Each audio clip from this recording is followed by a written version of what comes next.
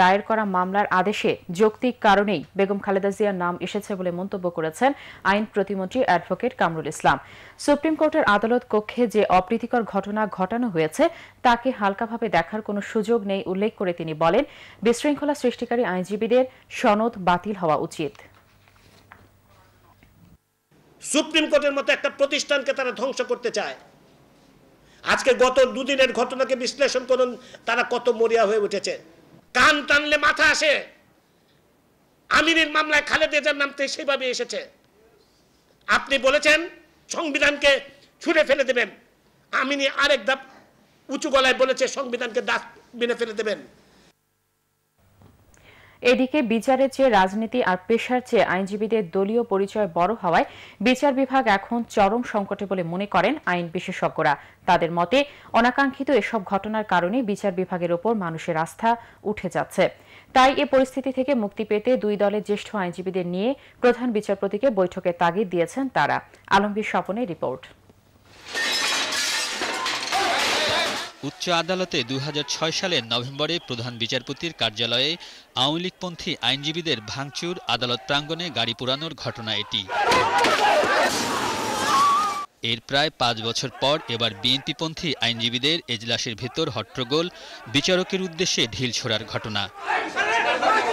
আইন বিশ্লেষকরা বলছেন, অসুস্থ রাজনীতি ও দলীয়করণের কারণে বিচারাঙ্গন দিনে দিনে আরও খারাপের দিকে যাচ্ছে। এজন্য তারা আইনজীবীদের দলীয় মানসিকতার পাশাপাশি বিচারকদেরও দায়ী করছেন। আইনজীবীদের আচার আচরণ অত্যন্ত অনভিপ্রেত।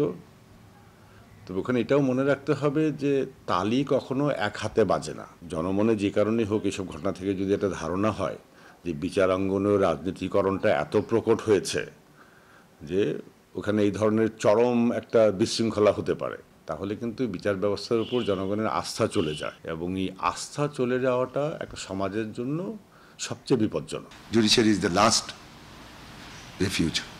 সেখানে যদি এরকম মারামারি হয়, নভেম্বর ২০০৬ সালে দেখলাম, এখন দেখলাম, আরও দেখবো হয়তো। তারা বলছেন, আদালতে এখন মেধার চেয়ে দলীয় পরিচয় বড় হয়ে উঠেছে।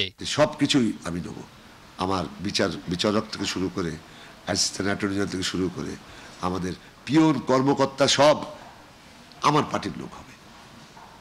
দুই পার্টির একই মনোভাব। গলাবাজি করা বা দলের পক্ষে যৌক্তিক হোক অযৌক্তিক হোক দলের পক্ষে অবস্থান নেওয়া, এখন মেধার পরিবর্তে অন্য বিবেচনাগুলিকে যখন প্রাধান্য দেওয়া হয় উচ্চ পদে নিয়োগের জন্য, তখন এই ধরনের একটা পরিণতি হতে বাধ্য। এরা দেখাতে চায়, পার্টি ওয়ার্কাররা যারা লয়ার আছে, যে তারা কত বেশি লয়াল। ওয়ান আপ সিরিজে চলছে, যে তুই যত করলি আমি তোর থেকে বেশি করলাম, ম্যাডাম দেখেন আমি আপনার জন্য কত করলাম। এটা দেখাতে গিয়ে এই জিনিসটা হচ্ছে। বিচারাঙ্গনের এই সংকটময় পরিস্থিতি থেকে বের হতে দুপক্ষের জ্যেষ্ঠ আইনজীবীদের আলোচনায় বসা উচিত বলে তারা মত দেন। বিচার বিভাগের নেতৃত্ব, রাজনৈতিক নেতৃত্ব, আইনজীবী মহলের নেতৃত্ব সবাইকে অবিলম্বে বসে এখন এটা সমস্যার সমাধান পথ খুঁজতে হবে। বাবা মিলেমিশে একটু বসে বলেন যে আমরা আর প্রসেশন করব না, এবং জজ সাহেব যদি কিছু দিয়ে থাকেন সেটা আপিল করব। আইনগত যে পন্থা আছে সেটা যেন আসে, বেআইনি পন্থা যেন না যায়। বিচারাঙ্গনকে রাজনীতির বাইরে রাখার জন্য প্রধান দুই রাজনৈতিক দলের প্রতিও আহ্বান জানান এই দুই আইন বিশ্লেষক। আলমগীর স্বপন, এটিএন বাংলা, ঢাকা।